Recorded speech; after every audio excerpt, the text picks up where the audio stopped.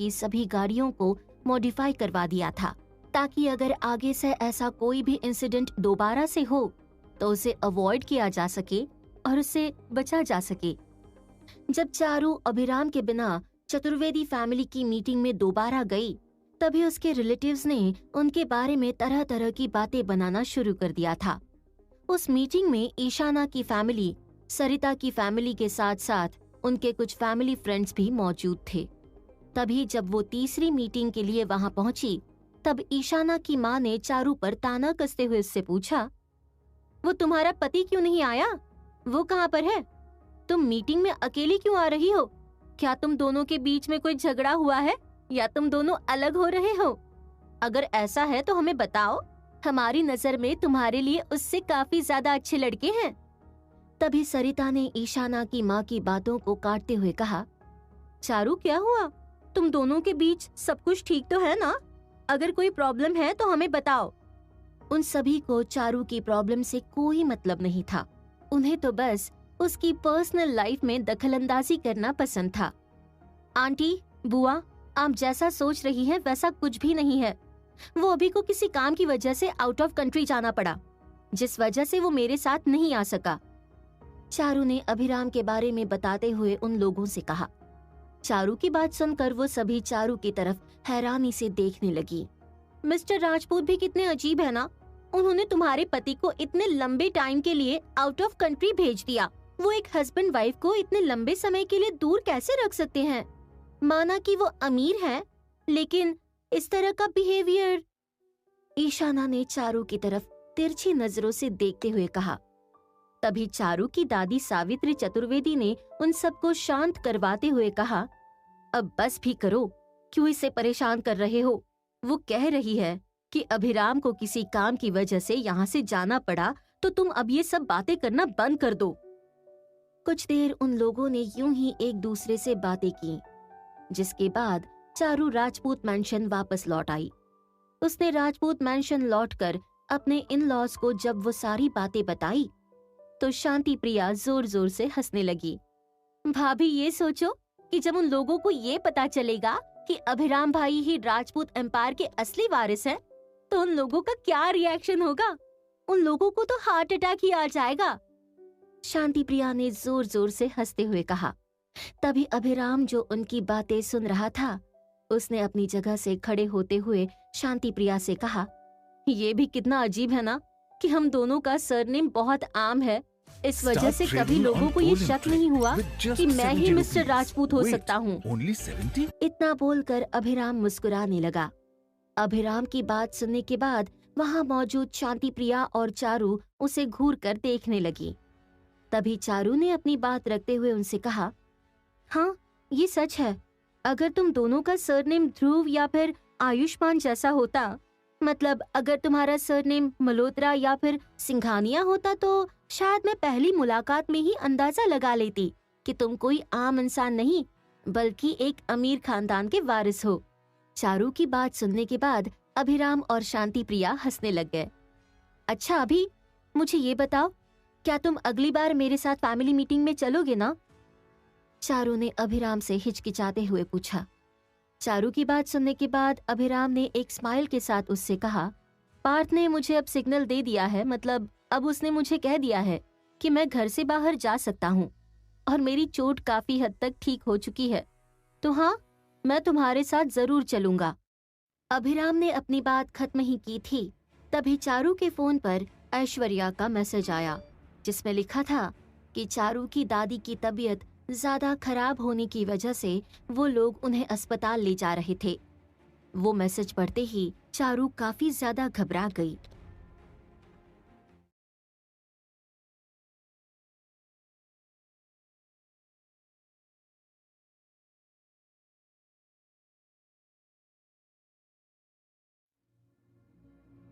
चारू को घबराते देखकर अभिराम उसके लिए परेशान हो गया। उसने चारू की फिक्र करते हुए उससे पूछा, चारू क्या हुआ? तुम इतनी परेशान क्यों लग रही हो और तुम इतनी घबराई हुई क्यों हो? तभी चारू ने हकलाते हुए उसे जवाब दिया, अभी वो दादी की तबीयत बहुत ज्यादा खराब हो गई है। उन्हें हॉस्पिटल लेकर गए हैं। माँ का मैसेज आया है। उन्होंने कहा है कि वो दादी को लेकर राय हॉस्पिटल जा रहे हैं। चारू की बात सुनते ही शांति प्रिया ने नित्या को फोन कर दिया ताकि वो चारू की दादी को पर्सनली अटेंड कर सके। तभी शांति प्रिया ने चारू की तरफ देखकर कहा, भाभी आप फिक्र मत कीजिए, मैंने नित्या से कह दिया है कि वो आपकी दादी को पर्सनली अटेंड करे, और नित्या ने मुझसे कहा है कि वो आपकी फैमिली को ये पता नहीं चलने देगी कि राम भाई असल में कौन है। शांति प्रिया की बात सुनने के बाद चारू ने हाँ में अपना सिर हिला दिया। चारू, तुम बिल्कुल भी फिक्र मत करो, दादी को कुछ भी नहीं होगा। चलो हम भी चलते हैं, तुम जाओ पहले चेंज करके आओ, तब तक मैं ड्राइवर को गाड़ी रेडी करने के लिए बोल देता हूँ। अभिराम ने चारू को समझाते हुए कहा, जिसके बाद वो दोनों वहां से निकल गए। अभिराम अपने जख्मों की वजह से खुद ड्राइव नहीं कर सकता था, इसीलिए वो अपने ड्राइवर को साथ में लेकर गया था। अभिराम का ड्राइवर जितना जल्दी हो सके उन्हें उतनी जल्दी हॉस्पिटल पहुंचाने की कोशिश कर रहा था। जब से अभिराम का एक्सीडेंट हुआ था, तब से अभिराम के पिता यशवर्धन राजपूत ने मैंशन के आसपास सिक्योरिटी बढ़ा दी थी। यशवर्धन राजपूत ने उस हर रास्ते पर सिक्योरिटी बढ़ा दी थी जिस रास्ते से राजपूत फैमिली की गाड़ियां गुजरती थीं। वो नहीं चाहते थे कि अधिराज प्रताप चौहान अब उनके किसी भी फैमिली मेंबर को नुकसान पहुंचा सके। चारू और अभिराम जब राय हॉस्पिटल पहुंचे, तब अभिराम ने देखा कि चारू काफी ज्यादा थकी हुई लग रही थी। उसने चारू को गाड़ी से बाहर निकलने में उसकी मदद की। वहीं शांति प्रिया ने अभिराम के फोन पर एक मैसेज भेजा था जिसमें लिखा था, भाई चारू भाभी की दादी जी की हालत अब स्टेबल है, उन्हें राय हॉस्पिटल के 2nd फ्लोर पर जो प्राइवेट रूम है ना, वहाँ एडमिट किया गया है। अभिराम मैसेज पढ़कर चारू को डायरेक्टली उस रूम की तरफ ले जाने लगा जहाँ पर उसकी दादी एडमिट थी। जिस फ्लोर पर चारू की दादी एडमिट थी, उस फ्लोर पर सिर्फ वीआईपी रूम्स थे।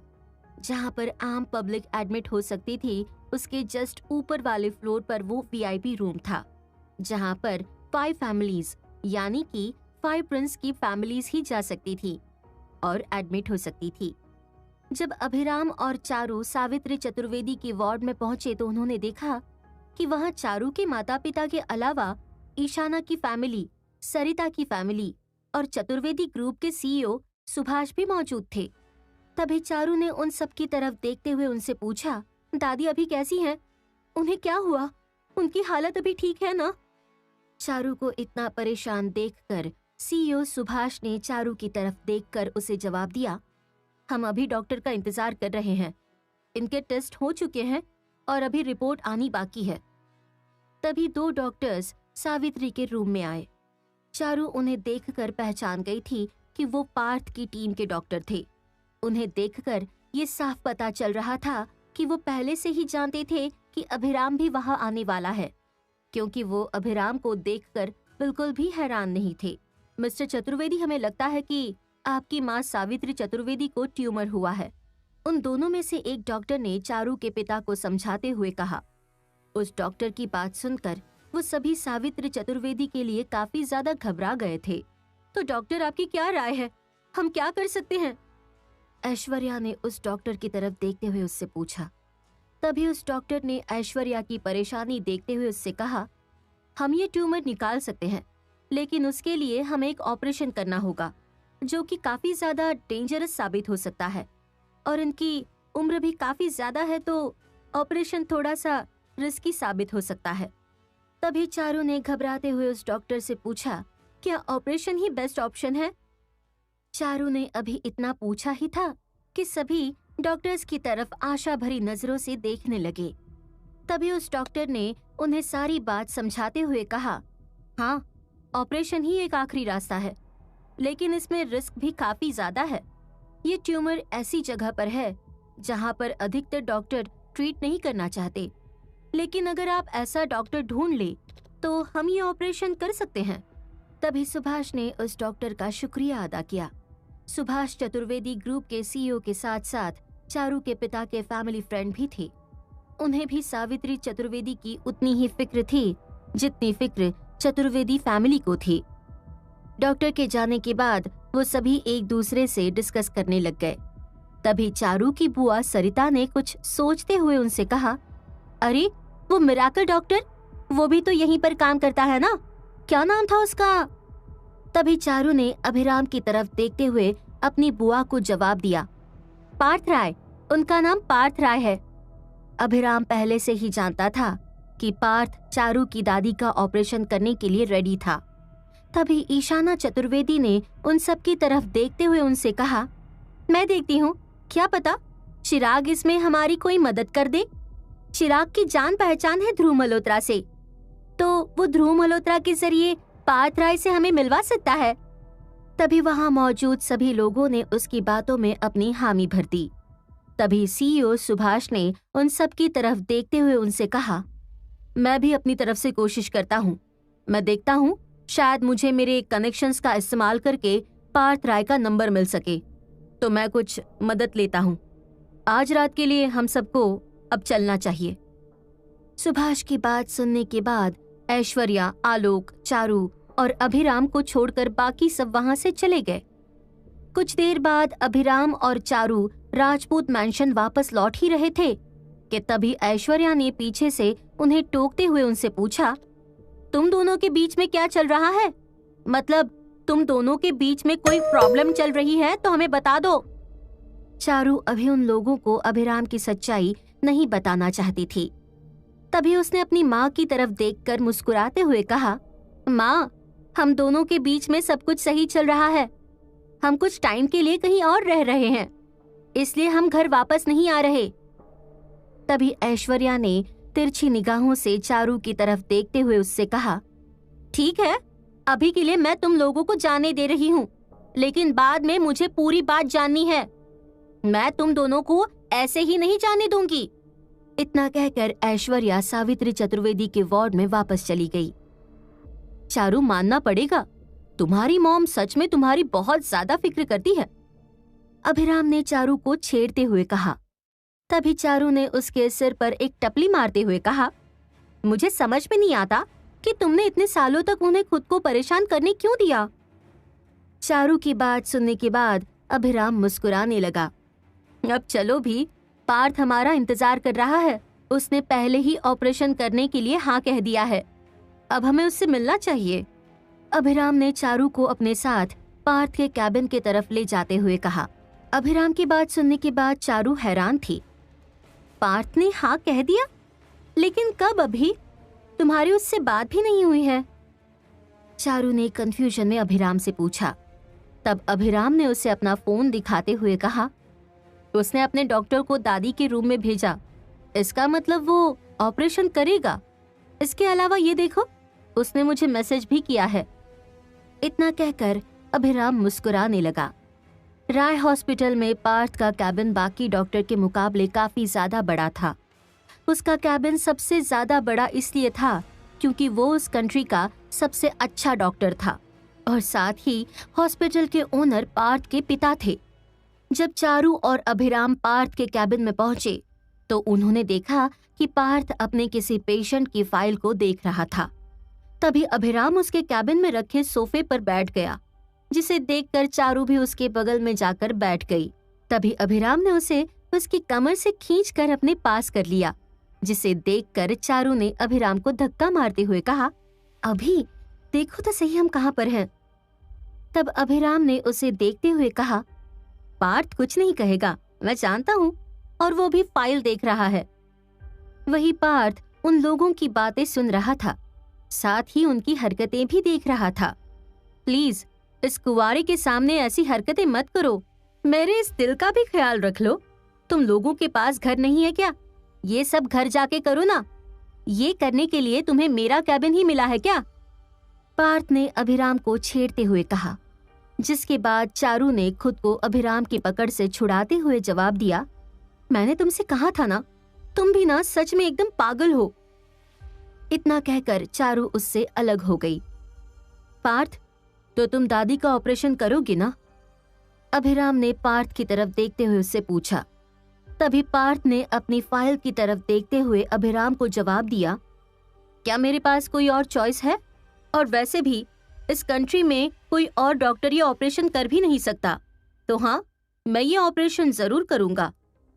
पार्थ को अपनी फाइल में इतना डूबा हुआ देखकर अभिराम ने उसे छेड़ते हुए उससे पूछा, इस फाइल में इतना भी क्या इंटरेस्टिंग है जो तुम कब से इस फाइल की तरफ देखे ही जा रहे हो?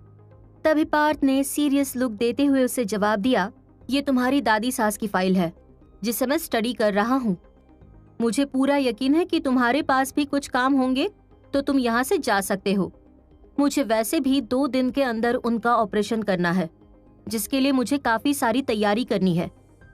पार्थ की बात सुनने के बाद अभिराम ने हाँ में अपना सिर हिला दिया और वो चारू के साथ वहां से जाने लगा। तभी चारू ने उस कैबिन के दरवाजे के पास पहुंचकर पार्थ से कहा, thank you so much Parth. इतना कहकर वो लोग वहां से चले गए। वहीं उन दोनों को ऐसे जाते देखकर पार्थ ने अपनी नजरें फाइल से हटाई और मुस्कुराने लगा। तभी अभिराम ने चारू को समझाते हुए कहा, वो हमेशा से ऐसा ही है। वो जब भी कोई ऑपरेशन करने वाला होता है तो वो ऐसे ही सीरियस हो जाता है। अभिराम की बात सुनने के बाद चारू उसे देखकर मुस्कुराने लगी। वो जानती थी कि पार्थ अपने काम को लेकर कितना ज्यादा सीरियस था। तभी अभिराम ने चारू को छेड़ते हुए उससे कहा, तुम शर्त लगाना चाहोगी कि इस ऑपरेशन का क्रेडिट ईशाना लेकर चली जाएगी? तभी चारू ने अभिराम के सिर पर हाथ मारते हुए उससे पूछा, क्या तुम उसे ये क्रेडिट लेने दोगे? चारू की बात सुनने के बाद अभिराम जोर जोर से हंसने लगा। बिल्कुल, मैं उसे ये क्रेडिट ले जाने दूंगा। इसमें भी एक अलग ही मजा है। वो दोनों अपनी कार में बैठकर राजपूत मैंशन वापस लौट गए। चारू बहुत ज्यादा थकी हुई थी तो वो सोने के लिए चली गई, क्योंकि इस वक्त सुबह के 2 बज रहे थे। अगले दिन चारू घर पर ही रहकर रेस्ट कर रही थी। उसे उसकी तबीयत कुछ ठीक नहीं लग रही थी।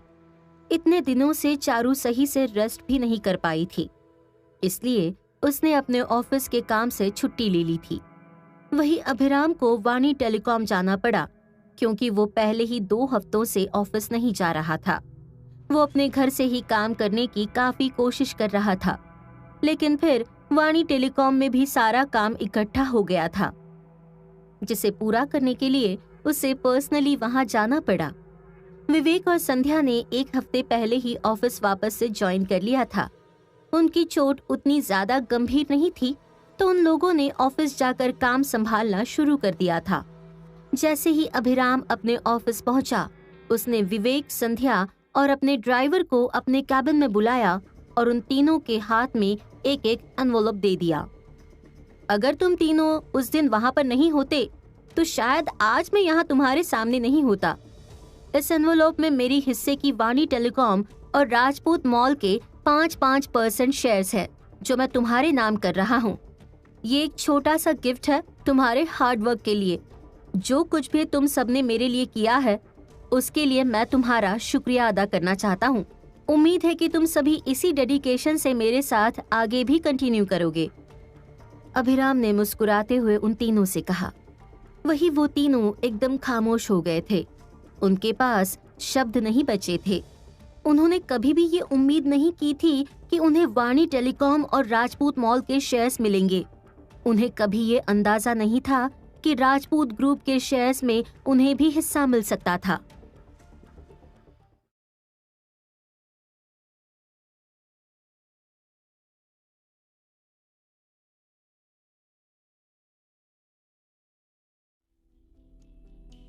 वाणी टेलीकॉम और राजपूत मॉल के शेयर्स मिलने के बाद विवेक, संध्या और ड्राइवर काफी हैरान थे। साथ ही वो लोग खुश भी थे। तभी विवेक ने अभिराम की तरफ देखकर मुस्कुराते हुए उससे कहा, हम अपना बेस्ट देने की कोशिश करेंगे और हम पूरी कोशिश करेंगे कि हमने जिस तरह से अब तक काम किया, हम उसी डेडिकेशन से आगे भी काम करेंगे। Thank you so much sir. Vivek की बात सुनने के बाद अभिराम ने अपना सिर हिलाया, जिसके बाद उसने उन तीनों को काम करने के लिए वापस भेज दिया। वो लकी था कि उसके पास ऐसे एक्सीलेंट स्टाफ थे जो उसके लिए इतना कुछ कर सकते थे। दोपहर के समय किंगशुक और ध्रुव अभिराम के पास उसे अपनी जांच पड़ताल की अपडेट देने पहुंचे। हमें अभी तक मिस सुनैना की कोई खबर नहीं मिली। हमने सारे रिकॉर्ड चेक कर लिए, लेकिन हमें उनके बारे में कुछ भी पता नहीं चला।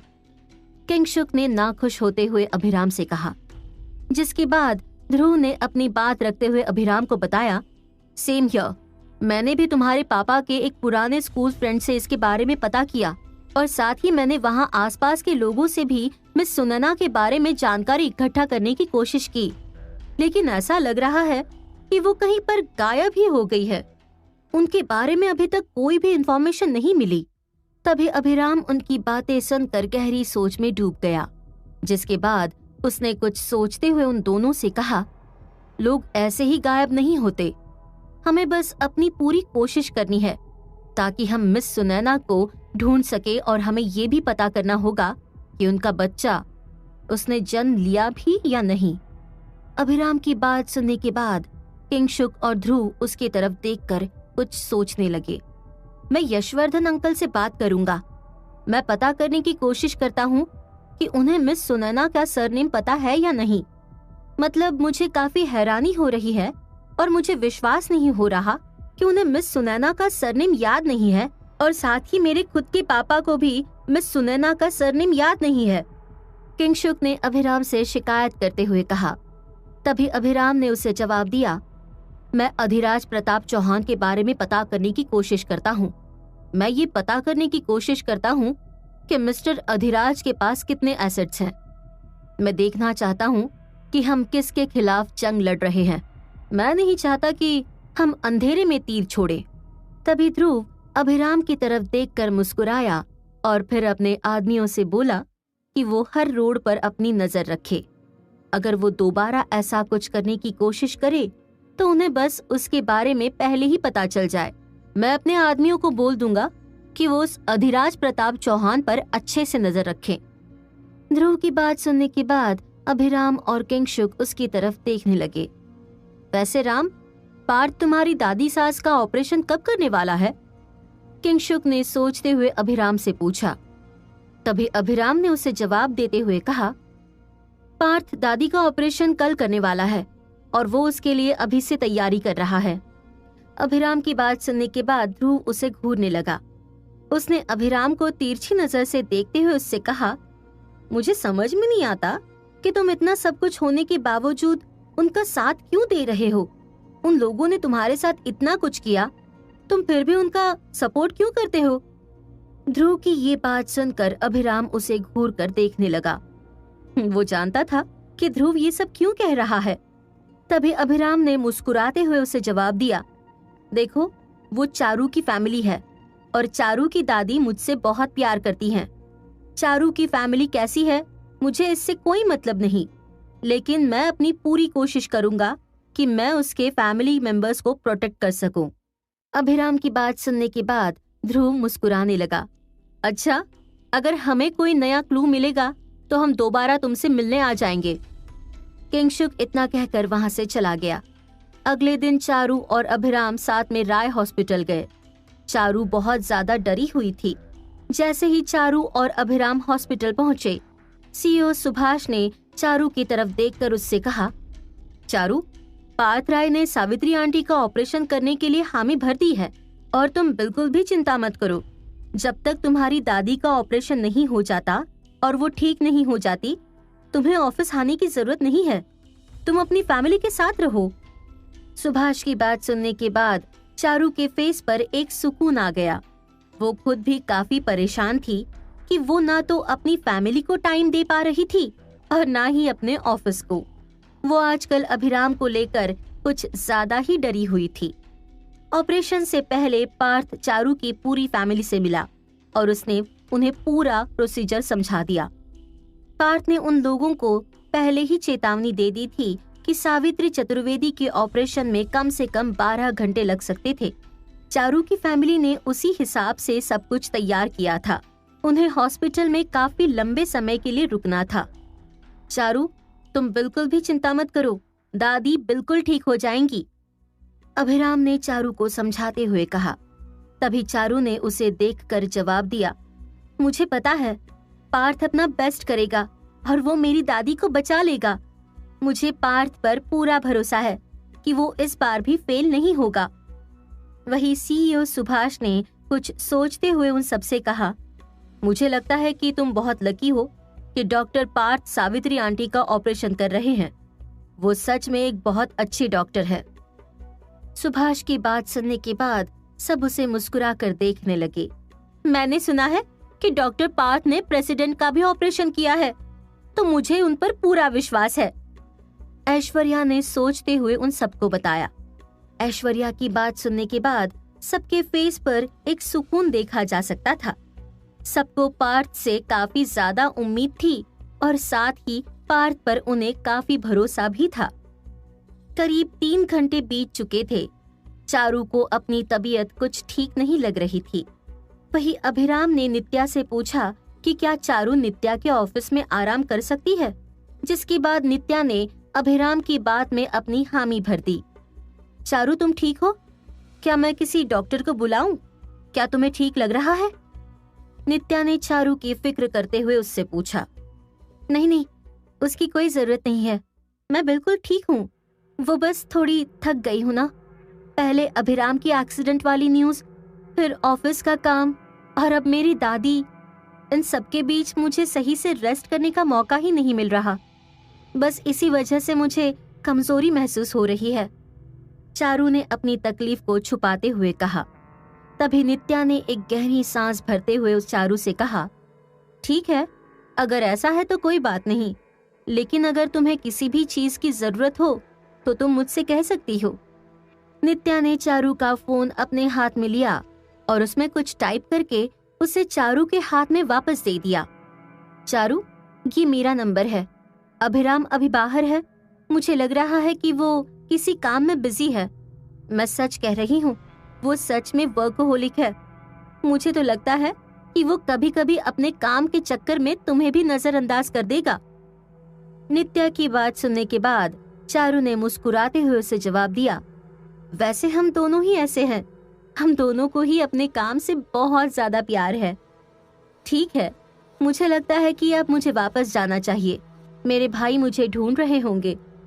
नित्या ने चारू की तरफ देखकर उससे कहा। तभी चारू ने नित्या की तरफ देखते हुए उससे पूछा, तुम ऋषभ के बारे में बात कर रही हो? तभी नित्या ने चारू को मुस्कुराकर जवाब दिया, नहीं पार्थ भाई, वो क्या है ना, आपकी दादी के ऑपरेशन में मैं भी वहां मौजूद रहूंगी, तो इसलिए अब मुझे जाना होगा। इतना कहकर नित्या वहां से चली गई। चारू के दिमाग से बिल्कुल निकल गया था कि नित्या भी वहां पर एक डॉक्टर थी और वो पार्थ की टीम का हिस्सा भी थी। पब्लिक 5 प्रिंस की बहनों के बारे में बहुत कुछ जानती थी, पर फिर भी 5 प्रिंस की बहनों के बारे में काफी कुछ ऐसा था जो पब्लिक ढंग से नहीं जानती थी। शांति प्रिया बिजनेस में माहिर थे, वही धानी डिजाइनिंग क्वीन थी। अगर जानवी की बात की जाए तो कोर्ट रूम पर उसका राज था, और नित्या, जिसने एक डॉक्टर के साथ साथ एक ओनर की जिम्मेदारी भी उठा रखी थी, वो पूरा राय हॉस्पिटल चला रही थी। और सबसे आखिर में कायरा, वो सबसे ज्यादा मिस्टीरियस थी। लेकिन चारू इतना जानती थी कि जानवी उस ग्रुप में सबसे ज्यादा समझदार थी। उसके बारे में कुछ खास जानकारी चारू को नहीं थी। नित्या चारू को उस अस्पताल के प्राइवेट रूम में रेस्ट करने के लिए छोड़कर वहां से बाहर आ गई। तभी अभिराम, जो बैठा अपना काम कर रहा था, जब उसने नित्या को वहां देखा तो उसने नित्या की तरफ देखते हुए उससे पूछा, अब कैसी है वो? तभी नित्या ने उसे जवाब देते हुए कहा, मुझे ऐसा लगता है कि वो कुछ ज्यादा ही थक गई है। पिछले कुछ हफ्ते उसके लिए बहुत मुश्किल भरे रहे हैं, इसलिए बस उसे आराम की जरूरत है। राम, तुम्हें अपनी बीवी की तरफ और ज्यादा ध्यान देने की जरूरत है। इतना कहकर नित्या वहां से चली गई और अभिराम ने बस हाँ में अपना सिर हिला दिया। करीब 2 घंटे बाद चारू उस प्राइवेट रूम से बाहर आई और सीधे नित्या के कैबिन की तरफ चली गई, जहां पर अभिराम अपनी एक मीटिंग अटेंड कर रहा था। अभिराम ने जैसे ही वहां पर चारू को देखा, वो उसे देखकर मुस्कुराने लगा। अभिराम एक वीडियो कॉन्फ्रेंस में था, पर फिर अभिराम ने अपनी मीटिंग वही खत्म करके चारू को अपने पास बिठाते हुए उससे पूछा, चारू, तुम्हें अभी कैसा महसूस हो रहा है? तुम ठीक तो हो ना? अगर तुम कहो तो मैं डॉक्टर को बुलाऊं? अभिराम को चारू की फिक्र हो रही थी। उसे अपने लिए ऐसे परेशान देखकर चारू ने उसका हाथ पकड़ते हुए उससे कहा, अभी मैं बिल्कुल ठीक हूँ, मुझे बस दादी की फिक्र हो रही है। उन्हें इस हालत में देखकर मुझे बहुत बुरा लग रहा है। मैं चाहती हूँ कि वो बस जल्दी से ठीक हो जाएं। अभिराम ने चारू को परेशान देखकर उसे समझाते हुए कहा, चारू, तुम बिल्कुल भी चिंता मत करो, दादी जल्दी ठीक हो जाएंगी और उन्हें कुछ नहीं होगा।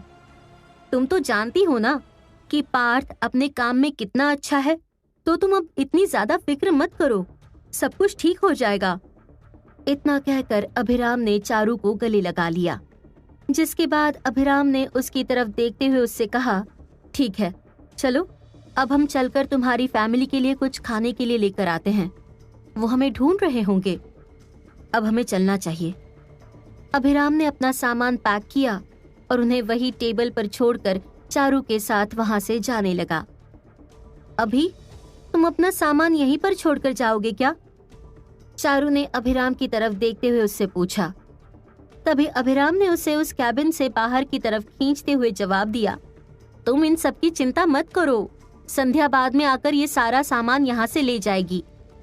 जिसके बाद अभिराम और चारू पास के ही एक रेस्टोरेंट में चले गए और चतुर्वेदी परिवार के लिए वहां से कुछ खाने के लिए लेकर आ गए। जब चारू हॉस्पिटल वापस लौट रही थी तो उसने देखा कि चिराग और ईशाना एक साथ बैठे हुए थे। तभी चारू की बुआ सरिता ने उसकी तरफ देखते हुए उससे बताया, चारू, हम सब भी तुम्हारी कजिन की शादी के बारे में ही बात कर रहे थे। तभी चारू ने मुस्कुराते हुए पूछा, ओह, तो क्या आप लोगों ने तारीख फिक्स कर ली? वही ईशाना, जिसमें प्रेगनेंसी के सिम्टम्स दिख रहे थे, वो बस अपनी जगह बैठी हुई थी। तभी ईशाना ने चारू की तरफ देखकर उसे जवाब दिया, हाँ, हम 1 महीने के अंदर शादी करने वाले हैं। हमें बस पापा और भाई के जेल से बाहर आने का इंतजार है। इतना कहकर ईशाना मुस्कुराने लगी। हम तो कितने लकी हैं कि चिराग ने अपने कनेक्शंस को यूज करके दादी के ऑपरेशन के लिए मिस्टर पार्थ को मना लिया। ईशाना ने अपनी झूठी तारीफ करते हुए उन सबसे कहा। तभी ईशाना की बात सुनकर चारू को गुस्सा आ गया और वो ईशाना को गुस्से से घूर कर देखने लगी।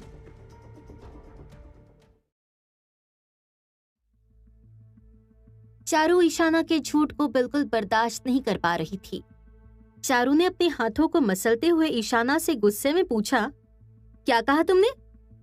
चारू को गुस्सा इस बात पर आ रहा था कि ईशाना अभिराम का क्रेडिट खुद ले रही थी। चारू अच्छे से जानती थी कि चिराग के पास इतनी ताकत नहीं थी कि वो उसकी दादी सावित्री चतुर्वेदी का इलाज राय हॉस्पिटल में करवा सके। पर तभी अचानक से अभिराम ने चारू का हाथ पकड़ लिया। वो नहीं चाहता था कि चारू कुछ ऐसा बोल जाए जिसकी वजह से उसे बाद में पछतावा महसूस हो। हाँ, हम सच में बहुत लकी हैं कि मिस्टर पार्थ राय हमारी दादी जी का ऑपरेशन कर रहे हैं। अभिराम ने मुस्कुराते हुए ईशाना को जवाब दिया। तभी ईशाना ने एक शातिर मुस्कान देते हुए अभिराम से कहा, मुझे तो लगा था कि चारू ने तुम्हें छोड़ दिया है, लेकिन तुम तो अभी भी यहीं पर हो। ईशाना की बात सुनकर चारू का गुस्सा अचानक से ही फूट पड़ा। सच में ईशाना, तुम भूल गई क्या कि तुम्हारे मंगेतर ने तुम्हें किस तरह से ओशियन स्टार आइलैंड की पार्टी से बाहर फेंक दिया था? चारू को ईशाना पर काफी ज्यादा गुस्सा आ रहा था, जिसे देखकर अभिराम मन ही मन मुस्कुरा रहा था। ईशाना, क्या तुम भी ओशियन स्टार आइलैंड पर आई थी? सीईओ सुभाष ने ईशाना से हैरान होते हुए पूछा। उन्होंने ईशाना को उस आइलैंड की पार्टी में नहीं देखा था, क्योंकि ईशाना पूरे टाइम वहां के विला के आसपास ही घूम रही थी और उसके कुछ टाइम बाद ही ईशाना की हरकतों की वजह से ध्रुव ने उसे और चिराग खन्ना को उस पार्टी से बाहर निकाल दिया था। हाँ अंकल, मैं वहां गई थी, लेकिन वो स्टूपिड ध्रुव, मुझे तो ऐसा लगता है कि वो मेरे चिराग को पसंद करता है और मेरे चिराग को पाना चाहता है। ईशाना ने ध्रुव पर इल्जाम लगाते हुए कहा। तभी ईशाना की बुआ सरिता ने हैरान होते हुए उससे पूछा, क्या तुम ध्रुव मल्होत्रा पर गे होने का इल्जाम लगा रही हो? मतलब तुम ये कहना चाहती हो कि ध्रुव मल्होत्रा एक गे है? सरिता की बात सुनने के बाद अभिराम अपनी हंसी कंट्रोल ही नहीं कर पा रहा था। बुआ, आपने तो रूमर्स के बारे में सुना ही होगा कि मिस्टर ध्रुव मल्होत्रा ने कभी किसी लड़की को डेट नहीं किया। आखिर आज के टाइम पर कौन सा ऐसा अमीर इंसान होगा जिसने कभी किसी लड़की को डेट ही नहीं किया होगा? ईशाना ने अपनी बुआ की तरफ देखते हुए उनसे पूछा। तभी चिराग ने उसे डांटते हुए कहा, ईशाना, अब बस भी करो, अब ज्यादा हो रहा है। मिस्टर ध्रुव मल्होत्रा हमारे लिए किस्मत की चाबी हैं, तो उनके बारे में ये गलत अफवाह फैलाना बंद करो। चिराग ने थोड़ी धमकी भरी आवाज में ईशाना से कहा, जिसके बाद वो सभी बैठकर ऑपरेशन खत्म होने का इंतजार करने लगे। कुछ देर बाद ऑपरेशन के रूम से पार्थ और उसकी टीम के साथ साथ नित्या और गौरव भी बाहर आए। ऑपरेशन सक्सेसफुल रहा। हमें पेशेंट को ऑब्जर्वेशन में रखना होगा क्योंकि मिसेस सावित्री चतुर्वेदी को अभी प्रॉपरली रिकवर होने में थोड़ा टाइम लगेगा, तो कुछ दिनों के लिए उन्हें यहाँ हॉस्पिटल में ही रहना होगा। पार्थ ने चतुर्वेदी फैमिली को बताते हुए कहा, thank you so much doctor Parth, हम बहुत लकी हैं कि आपने मेरी माँ का इलाज किया। Thank you so much. मैं प्रॉमिस करता हूँ कि मैं आपके हॉस्पिटल में चैरिटी वर्क करूंगा। चारू के पिता ने पार्थ का हाथ पकड़ते हुए कहा, अगर ऐसी बात है तो जरूर। पार्थ ने अभिराम की तरफ देखकर एक शातिर मुस्कान देते हुए कहा। तभी अभिराम ने अपना सिर हिला दिया। पार्थ सिर्फ अपने अमीर पेशेंट से ही चैरिटी एक्सेप्ट करता था, वो भी एक थैंक यू गिफ्ट के तौर पर। और अभिराम नहीं चाहता था कि पार्थ चारू की फैमिली से कोई भी चैरिटी ले, लेकिन उस चैरिटी से गरीब लोगों का भला हो जाता था, तो अभिराम उसे मना भी नहीं कर सकता था। मैं थोड़ी देर में आपके पास अपने असिस्टेंट को भेजूंगा, आप उन्हें मिसेस सावित्री चतुर्वेदी की सारी डिटेल्स दे दीजिएगा। पार्थ ने चारू की फैमिली की तरफ देखते हुए उनसे कहा। तभी सीईओ सुभाष ने चिराग की तरफ देखते हुए प्यार से कहा, thank you so much doctor Parth, हम सच में बहुत लकी हैं कि चिराग की वजह से हम आप तक पहुंच पाए और आप सावित्री आंटी का इलाज कर पाए। सुभाष की बात सुनने के बाद पार्थ और नित्या हैरानी से उन सबको देखने लगे। जैसे ही सुभाष ने पार्थ के सामने ये बात कही, वैसे ही ईशाना और चिराग के चेहरे का रंग पीला पड़ गया। उन्हें अब इस बात का डर लगने लगा कि अब वो सभी सच जान जाएंगे कि ऑपरेशन चिराग की वजह से नहीं हुआ था। वो दोनों अच्छे से जानते थे कि चिराग की पहुंच पार्थ राय तक नहीं थी। तो इसका मतलब आपको ये लगता है कि मेरे भाई को इस ऑपरेशन के लिए मिस्टर चिराग ने मनाया? नित्या, जो कि पार्थ के पीछे खड़ी थी, उसने हंसते हुए पूछा। नित्या, तुम गौरव के साथ जाओ और बाकी के दूसरे पेशेंट्स को चेक करो। पार्थ ने अपनी बहन नित्या को वहां से भगाते हुए कहा। पार्थ को ये डर था कि अगर नित्या वहां पर रहेगी तो वो अपने बचपने में उन लोगों के सामने अभिराम की सच्चाई ला सकती थी। वो जानता था कि नित्या उन सबके साथ बहुत जल्दी घुल मिल जाती और अभिराम की सच्चाई उन सबके सामने ला देती। ठीक है, चलो गौरव, हम अपना काम करने चलते हैं। इतना कहकर नित्या गौरव के साथ वहां से चली गई। जैसे ही गौरव और नित्या वहां से चले गए, पार्थ चारू की फैमिली को देखकर मुस्कुराने लगा। मिस्टर चतुर्वेदी, मैं आपसे एक बात साफ साफ कहना चाहता हूँ। मैंने आपकी फैमिली का केस सिर्फ इसलिए लिया क्योंकि किसी ने मुझे काफी ज्यादा रिक्वेस्ट की थी।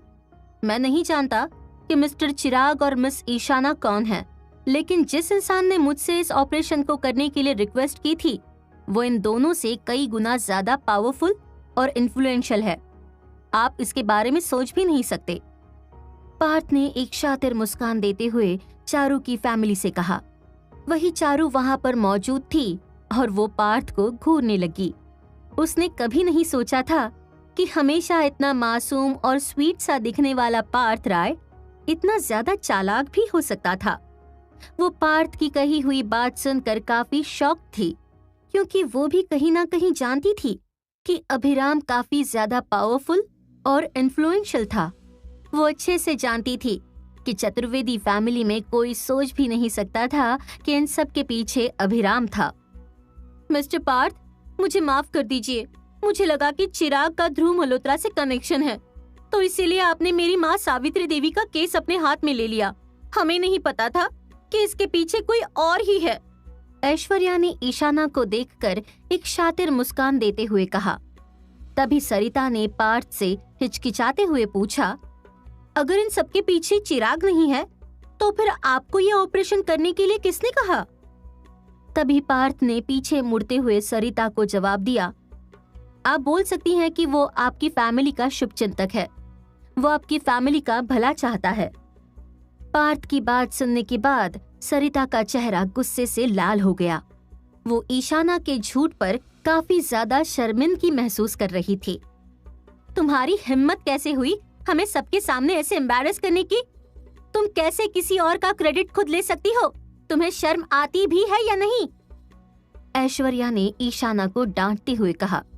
तभी ईशाना ने एक मासूम सा चेहरा बनाते हुए उसे जवाब दिया, मुझे लगा कि चिराग ने डॉक्टर पार्थ से बात की होगी, लेकिन मुझे नहीं पता था कि इसके पीछे कोई और ही है। तभी ऐश्वर्या ने वापस से उसे डांटते हुए कहा, तुमने पहले ही हमें इतना शर्मिंदा किया है, उसके बाद भी तुम ये सब करना बंद नहीं कर रही ना? अभी ऐश्वर्या ईशाना को डांट ही रही थी, तभी ईशाना की माँ ने अपनी बेटी को बचाते हुए कहा, मेरी बेटी पर मत चिल्लाओ, उसने ऐसा भी क्या कर दिया जो तुम इस तरह से बोल रही हो? उन लोगों की बात सुनने के बाद चारू ने उन लोगों को चुप करवाते हुए कहा, बस भी करिए, ये एक हॉस्पिटल है और मुझे लगता है कि हमें ये सब घर जाकर डिस्कस करना चाहिए, ना कि दादी माँ के वार्ड में। चारू की बात सुनने के बाद सब शांत हो गए। चारू, तुमने बहुत अच्छा किया, अभिराम ने चारू के कंधे पर अपना हाथ रखते हुए कहा और चतुर्वेदी फैमिली के पीछे पीछे हॉस्पिटल रूम तक पहुंच गया। वहीं दूसरी तरफ ध्रुव की कार एक मिडिल क्लास घर के बाहर खड़ी थी, जो कि एक बहुत ही पिछड़े इलाके में था, पर वो जगह शहर से ज्यादा दूर नहीं थी। ये कितना अजीब है, क्या ये एड्रेस सही है? क्या हम सही जगह पर आए हैं? ध्रुव ने अपने ड्राइवर से पूछते हुए कहा। तभी उसके ड्राइवर ने अपने फोन में मैप को देखकर डबल चेक करते हुए ध्रुव को जवाब दिया, जी सर, ये जगह बिल्कुल सही है। उस आदमी ने जो हमें एड्रेस दिया था, उसके अकॉर्डिंग हम सही जगह पर आए हैं। हम कोई मिस्टेक नहीं कर रहे हैं। अपने ड्राइवर की बात सुनने के बाद ध्रुव अपने बाल सेट करने लगा और गाड़ी से बाहर निकलते हुए बोला, चलो, ये तो अच्छी बात है। इतना कहकर ध्रुव गाड़ी से निकला और उस घर के बाहर लगी डोरबेल को बजाने लगा। जैसे ही उसने उस डोरबेल को बजाया, एक छोटी सी लड़की उस घर से बाहर आई और ध्रुव की तरफ देखने लगी। आप कौन हैं और आप किससे मिलना चाहते हैं? उस छोटी लड़की ने ध्रुव से पूछा। तभी ध्रुव ने मुस्कुराते हुए उस छोटी सी लड़की से कहा, हेलो, मैं अपने पुराने दोस्त को ढूंढ रहा हूँ। क्या यहाँ पर कोई सुनैना नाम की औरत रहती है? तभी वो छोटी लड़की भागकर अंदर की तरफ जाने लगी। मैं अपनी माँ से पूछकर बताती हूँ। इतना कहकर वो वापस अपने घर में चली गई। करीब 10 मिनट के बाद एक औरत बाहर आई। उस औरत ने ध्रुव को हैरानी से देखते हुए उससे पूछा, क्या आप सुनैना से मिलना चाहते हैं? पर आप उनसे क्यों मिलना चाहते हैं? तभी ध्रुव ने बहुत ही आराम से उस औरत को जवाब दिया, हाँ, मैं सुनैना जी से मिलना चाहता हूँ और आप कह सकती हैं कि मैं उनका रिश्तेदार भी हूँ और एक पुराना फ्रेंड भी। उसकी बात सुनने के बाद वो औरत ध्रुव को देखकर मुस्कुराने लगी। दरअसल मेरी सास की हालत बिल्कुल भी ठीक नहीं है। कभी कभी वो लोगों को पहचान लेती है तो कभी कभी वो किसी को भी पहचान नहीं पाती, उस औरत ने ध्रुव को समझाते हुए कहा। तभी ध्रुव ने एक प्यारी सी मुस्कान देते हुए उस औरत से कहा, मैं आपसे उनके बारे में कुछ पूछना चाहता हूँ। आपको इससे कोई परेशानी तो नहीं ना? ध्रुव की बात सुनने के बाद वो औरत शर्माने लगी और उसने ध्रुव को घर के अंदर बुला लिया। वहीं दूसरी तरफ राय हॉस्पिटल में चतुर्वेदी फैमिली सावित्री चतुर्वेदी के वार्ड से निकलकर वेटिंग रूम की तरफ पहुंच गई। तुमने आज तक इस फैमिली को शर्मिंदगी के अलावा कुछ भी नहीं दिया, ऐश्वर्या ने ईशाना को डांटते हुए कहा। तभी ईशाना की माँ ने वहां मौजूद चिराग की तरफ देखते हुए उससे पूछा, क्या तुम ईशाना को बचाओगे नहीं? तुम देख सकते हो ना कि वो ईशाना से किस तरह से बात कर रही है। ईशाना की माँ की बात सुनने के बाद चिराग ने उन्हें जवाब देते हुए कहा, ये कोई पहली बार नहीं है। मैं ऑलमोस्ट अपना सब कुछ गवा चुका था, वो भी सिर्फ ईशाना की वजह से। जिस दिन से ईशाना ने फोर प्रिंस और राजपूत एम्पायर के वारिस के सामने अपना मुंह खोला था, उस दिन के बाद से चिराग की दिलचस्पी ईशाना में दिन ब दिन कम होती जा रही थी। ईशाना ने चिराग को ओशियन स्टार आइलैंड पर ध्रुव मल्होत्रा, खन्ना फैमिली और साथ ही चारू और अभिराम के सामने एम्बैरस करने में कोई कसर नहीं छोड़ी थी, जिसकी वजह से चिराग काफी ज्यादा नाराज था। चिराग ईशाना के मैटर्स में बिल्कुल भी नहीं पड़ना चाहता था। ईशाना की वजह से पहले ही चिराग अपना काफी कुछ गवा बैठा था। ऐश्वर्या ईशाना को डांट ही रही थी, तभी चारू, जो अब तक चुप थी, उसने ईशाना की तरफ देखकर उससे कहा, ईशाना, तुम्हें अपनी आदत छोड़नी होगी। दुनिया में हर चीज तुम्हारे आसपास नहीं घूम सकती और हर अच्छी चीज का क्रेडिट तुम नहीं ले जा सकती। अभिराम चारू का ये जवाब सुनकर काफी हैरान था। उसे अपनी वाइफ का ये रूप देखकर काफी ज्यादा खुशी हो रही थी। चारू, ऐसा तो नहीं है ना कि तुमने दादी की हेल्प की हो या इस ऑपरेशन के पीछे तुम्हारा हाथ हो? तो तुम मुझे ज्ञान क्यों दे रही हो? ईशाना ने चारू पर इल्जाम लगाते हुए कहा। वही ईशाना की बात सुनने के बाद चारू मुस्कुराने लगी। इसमें इतना मुस्कुराने वाली क्या बात है? मैंने कोई जोक तो नहीं सुनाया? ईशाना ने चिढ़ते हुए कहा। तभी चारू ने अपनी बात उसे समझाते हुए कहा, कम से कम मैं सिचुएशन को और बुरा तो नहीं बनाती। हो सकता था कि हम सभी को इस हॉस्पिटल से उठाकर बाहर फेंक देते, साथ ही वो हमारी दादी को भी यहाँ से बाहर निकाल देते। और तुम जानती हो कि तुम्हारी दादी को इतना अच्छा ट्रीटमेंट और इतनी अच्छी क्वालिटी के इक्विपमेंट्स सिर्फ राय हॉस्पिटल में ही मिल सकते हैं, जो कि पार्थ की फैमिली के पास हैं। तो तुम ऐसी बेवकूफी कर भी कैसे सकती हो? चारू की बात सुनने के बाद ईशाना को काफी ज्यादा गुस्सा आने लगा, जिसके बाद वो वहाँ से बाहर चली गई। वही ईशाना की माँ भी उसके पीछे पीछे बाहर चली गई।